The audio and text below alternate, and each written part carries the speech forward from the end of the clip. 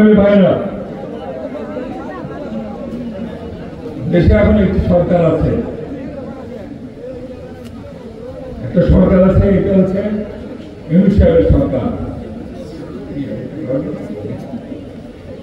ইউনূস সাহেবের সরকার, interim government.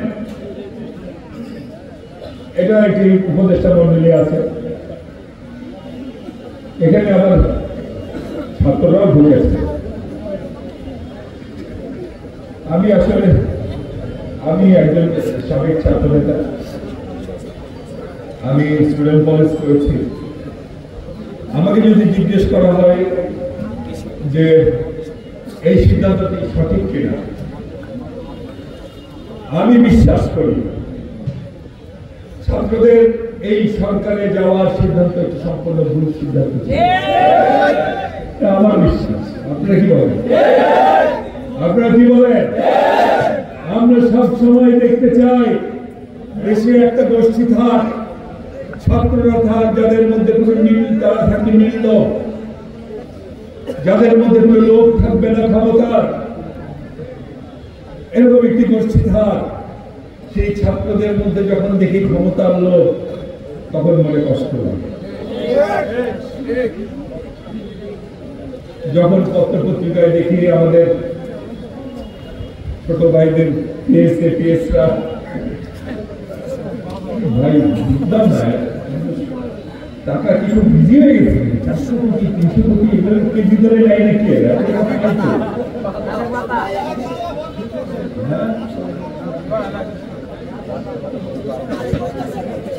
এটা তো আমরা বিশ্বাস করতে পারছি না যে এপিএসরা যদি এত টাকা কামায়, এপিএসরা তো কাউকে দিয়ে ফিরেই রাখে নাকি? কষ্ট লাগে। আমরা সাবেক ছাত্ররা যখন আমরা দেখি আমাদের ছোট ভাইদের দিকে মানুষ তীর্যক দৃষ্টিতে দেখে, তখন আমাদের কষ্ট লাগে। এবং এটি সম্পূর্ণ ভুল সিদ্ধান্ত। কারা করিয়েছে, কেন করিয়েছে জানি না। এই ছাত্রদের যারা ক্ষমতার লোভে জড়িয়ে ফেলেছে, তারা দেশের অনেক বড় একটা ক্ষতি করে দিয়েছে। আমরা আগে জানতাম বিপ্লব নাকি তার সন্তানদের খেয়ে ফেলে, এখন দেখি উল্টা, সন্তানরাই দেখি বিপ্লব খেয়ে ফেলার অবস্থায়। আজ যাই হোক, এখন আমরা নির্বাচন চাই, এইটা একটা বড় অন্যায় হয়ে গেছে। ভাই আমরা কি চাই? পলিটিক্যাল পার্টি কি চাই? আচ্ছা, কৃষকরা কি চায়? কৃষকরা চায় তাদের পণ্যের ন্যায্য দাম। শ্রমিকরা কি চায়? সে যাতে ভালো মজুরি পায় এবং সময় মতো যেন মজুরি। নারীরা কি চায়? তাদের নিরাপত্তা চায় এবং মনের মধ্যে দেখে ভালো একটা ছেলে যেন তাদের জীবন সঙ্গী হয়। যুবকরা কি চায়? বৈধভাবে ভালোভাবে একটা ইনকাম করার স্বপ্ন তারা দেখে। শিক্ষকরা কি চায়? প্রাপ্ত সম্মান যেন সে পায় এবং সুন্দর একটি মেধাবী এক গোষ্ঠী ছাত্র যেন তার হয়, এটি একজন শিক্ষকের চায়। আর আমরা পলিটিশিয়ান, আমরা কি চাই? আমরা কি টাকা চাই? আমরা কি সম্পত্তি চাই? আমরা যেটা চাই, আমরা যারা সত্যিকার হতে পারে, আবার আওয়ামী লীগের মতো না, আমরা ওইটাই চাই। আমরা যেটা চাই, পলিটিশিয়ানরা জনগণের ভালোবাসা এবং একটি সুস্থ নির্বাচন। এটা কি অন্যায়? এটা কি অন্যায়? না, নির্বাচন চাওয়া যাবে। কেন নির্বাচন চাওয়া যাবে?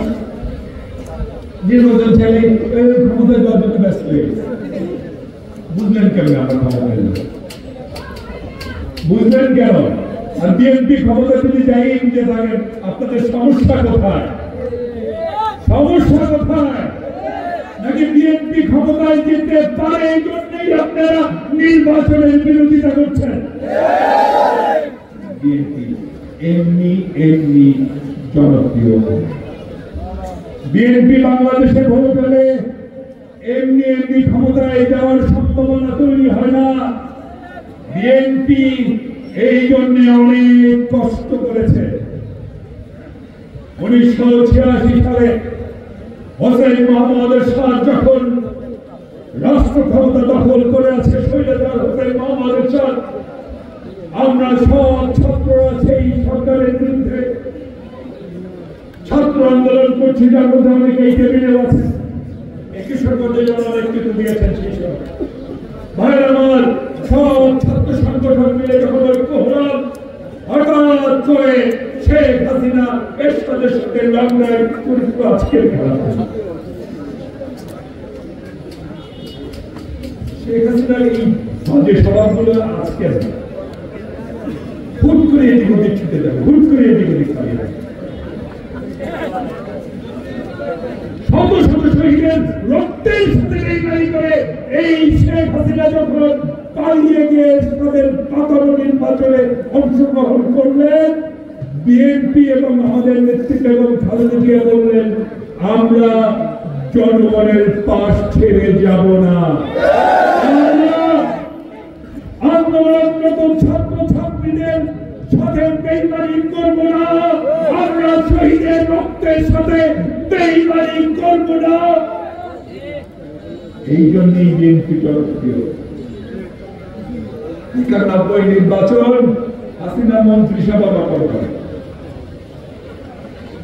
আরে বাবা, আওয়ামী লীগের নেতারা মন্ত্রী পাড়া ঘুরে আসে, কে কোন বাড়িতে থাকে?